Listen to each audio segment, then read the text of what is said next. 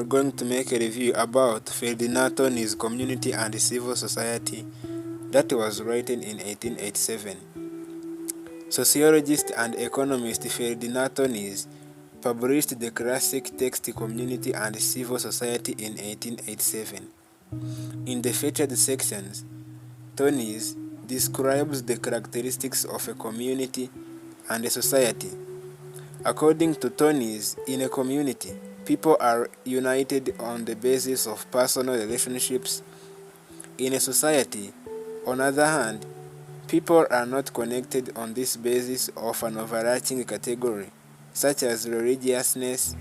Rather, members of society come together deliberately on the basis of racial considerations. The wills of human beings interact in many different ways. Every such relationship is reciprocal. On one side, active or assertive. In the other, passive or acquiescent. These interactions are of such kind that they tend either to support the mental and physical well-being of other party or to destroy them. They are either positive or negative. This theory will concentrate on investigating only on relationships that are based on positive mutual affirmation. Every relationship of this kind involves some kind of balance between unity and diversity. This consists of mutual encouragement and the sharing of burdens and achievements, which can be seen as expressions of people's energies and wills. The social group brought into existence by this positive relationship, envisaged as functioning both inwardly and outwardly, as a unified living entity, is known by some collective term such as a union, fraternity, or association. The relationship itself and the social bond that stems from it may be conceived either as having real organic life and is in the essence of community. It is called Gemeinschaft. Or else as a purely mechanical construction existing in the mind, and that is what we think of a society, or Gessellschaft. Or else as a purely mechanical construction existing in mind, and that is what we think of a society, or Gessellschaft. If you look at the ways in which these two terms are applied, we shall see that they are conventionally used as Germany as synonyms. Up till now, they have been confused in technical terminology, being employed interchangeably, so a few observations at the outset may establish their contrasting usages. All kinds of social coexistence that are familiar, comfortable, and exclusive are to be understood as belonging to Gemeinschaft, while Gessellschaft means life in the public sphere, in the outside world. In Gemeinschaft, we are united from the moment of our birth with our own folk, for better or for worse. We go out into Gessellschaft as if into a foreign land. A young man is warned about mixing with bad society. But bad community makes no sense in our language. But domestic lawyers may use the term domestic society upon the human soul when they are thinking of such relationship, intuitively by anyone who has ever experienced it. In the same way, an engaged couple recognize that in entering into marriage, they are embarking upon total community of life, or what we can name communio totius vitae. But a society of life would be contradiction in terms. You can keep someone company, but no one can offer another person community. In that casual way, you may be received into religious community, but religious societies, like other bodies set up for whatever purpose, exist or for some extraneous goal, such as serving the state or to promote the some theories. We have a community of language, custom, belief, but a society for purposes of business, travel, or scientific knowledge.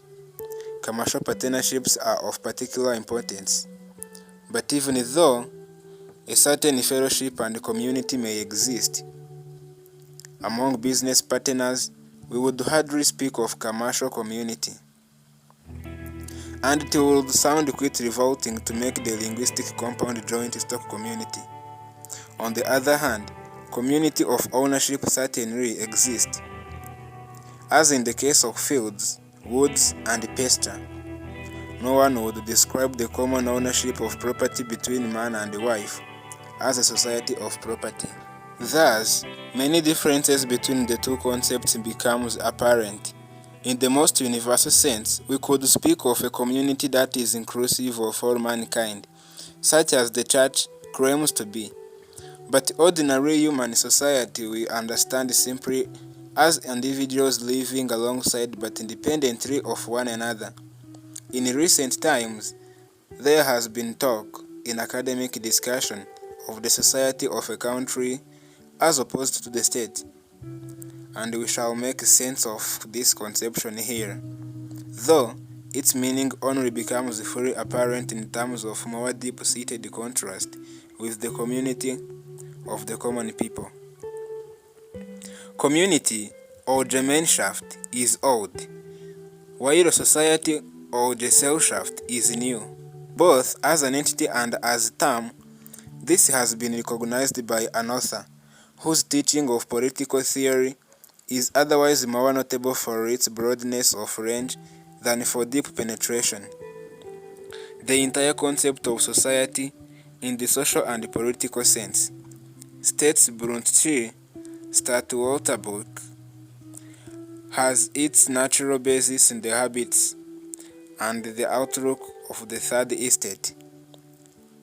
It is not really an idea referring to the whole people, but merely to the concept of the third estate. It is the latter's notion of society that has become the source of collective prejudices and trends, while at the same time becoming the vehicle of their expression. Wherever urban culture flourishes, society also appears as its indispensable medium. Country people know little of it. On the other hand, everyone who praises rural life has pointed to the fact that people there have a stronger and revered sense of community.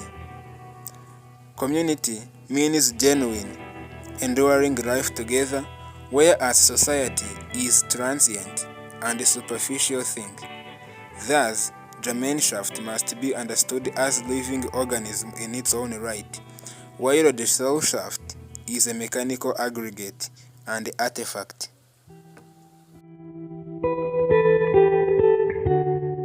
First of all, let us dive in the theory of Gemeinschaft. In tune with the argument so far, the theory of Gemeinschaft is based on the idea that in the original or natural state, there is a complete unity of human wills. This sense of unity is maintained even when people become separated. It takes various forms depending on how far the relationship between differently situated individuals is predetermined and given. The common root of these relationships is the all-embracing character of the subconscious, vegetative life that stems from birth. Human wills, each one housed in a physical body, are related to one another by descent and kinship. They remain united or become so out of necessity. This direct mutual affirmation is found in its most intense from the three types of relationships, namely, that between a mother and her child, that between a man and a woman as a couple, and this term is understood in its natural or biological sense, and the third one, that between those who recognizes each other as brothers and sisters, offspring at least of the same mother, while the seed of Gemeinschaft, or the bias of human minds towards it, is to be seen in any relationship of kinsfolk. These three are of special importance as containing the seeds which are the strongest and most readily nurtured. Each of them is significant in its own special way.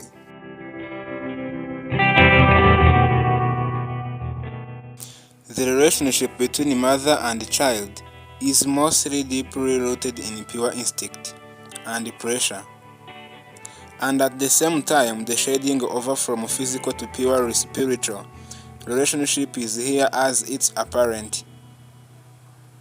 Particularly at the very beginning, the relationship implies long duration because the mother is responsible for the nurture, protection, and management of the child until it is capable of nurturing, protecting, and managing itself. As this happens, the relationship loses its element of necessity, and separation becomes more likely. This tendency can, however, be counteracted by other factors such as by growing accustomed to another mother and sharing memories of the joy they have given each other, or else by gratitude of the child for all trouble the mother has taken on its behalf. Others which link the pair with matters outside themselves, pressure, habit, and memory, unite them with things in their environment which from the beginning were agreeable, or which became so, for example, familiar, helpful, loving people such as the father may be, if he lives together with his wife, or the brothers and sisters of the mother or the child, and so on.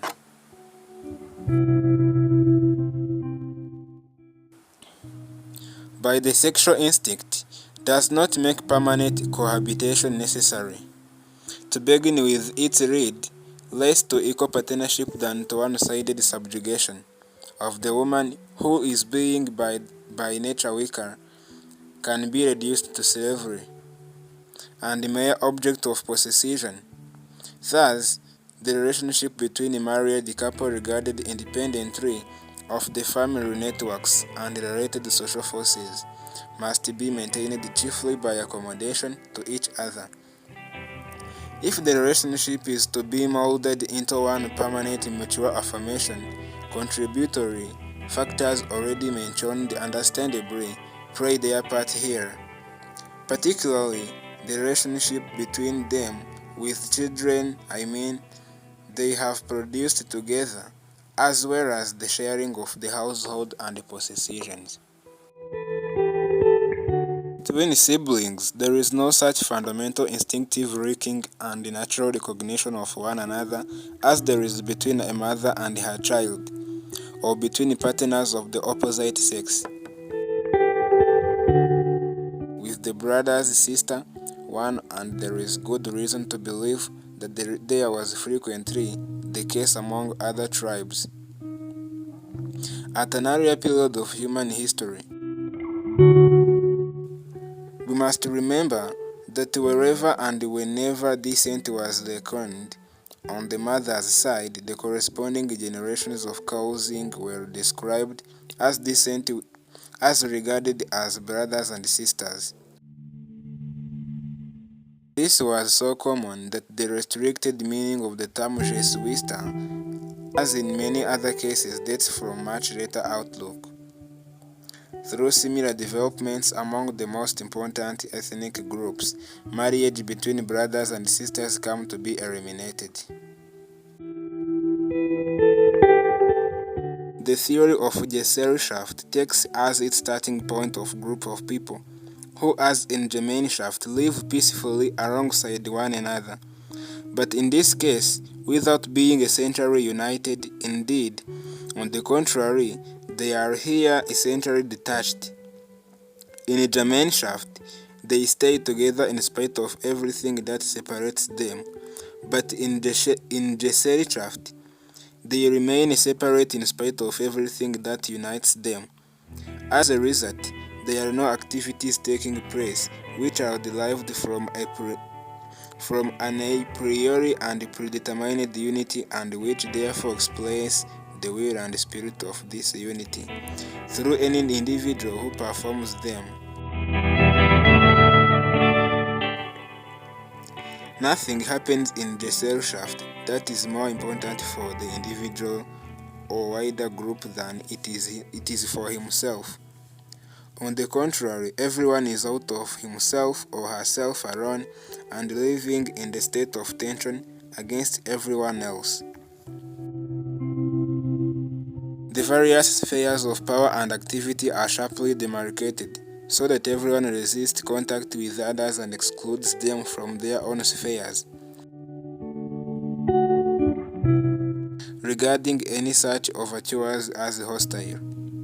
Such a negative attitude is the normal and basic way in which these power-conscious people relate to one another, and it is characteristics of Gessellschaft.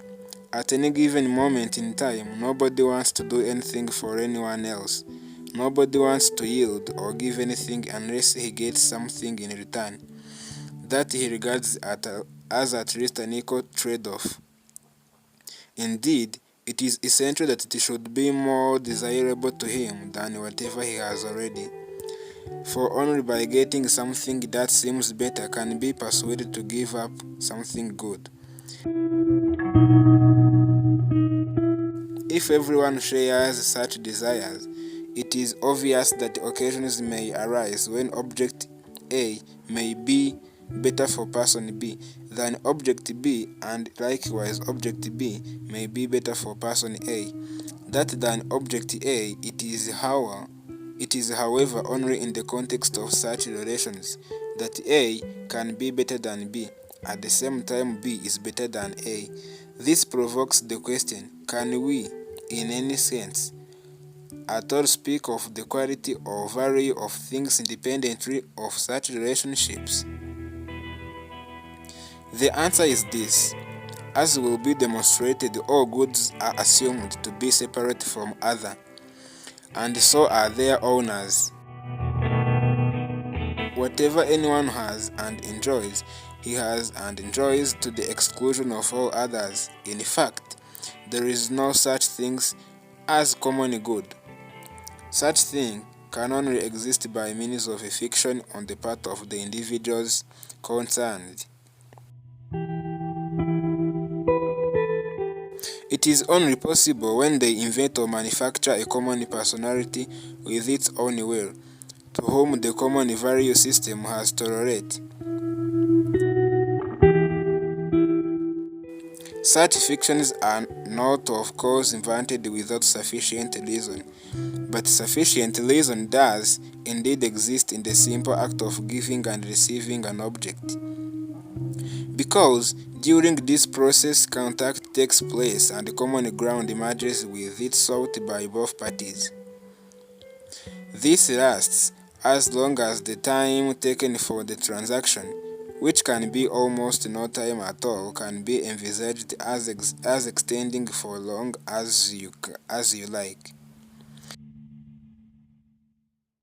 During this period, object which is being released from the sphere of A has ceased to be completely under his will and control, but has not yet passed completely under the will of control B.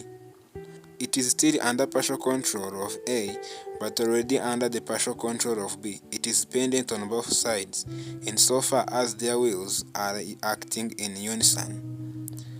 As in this case, while the will go give and receive continues, during this moment of the period, the object being exchanged represents common goods or social value.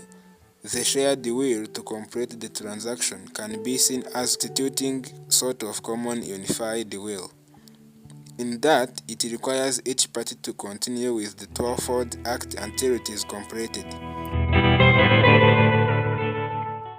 This will must necessarily be regarded as unity, since it is considered to be person, or at least personality is imputed for it. For to think of something as being or a thing is the same time as thinking of as it is having coherent unified identity.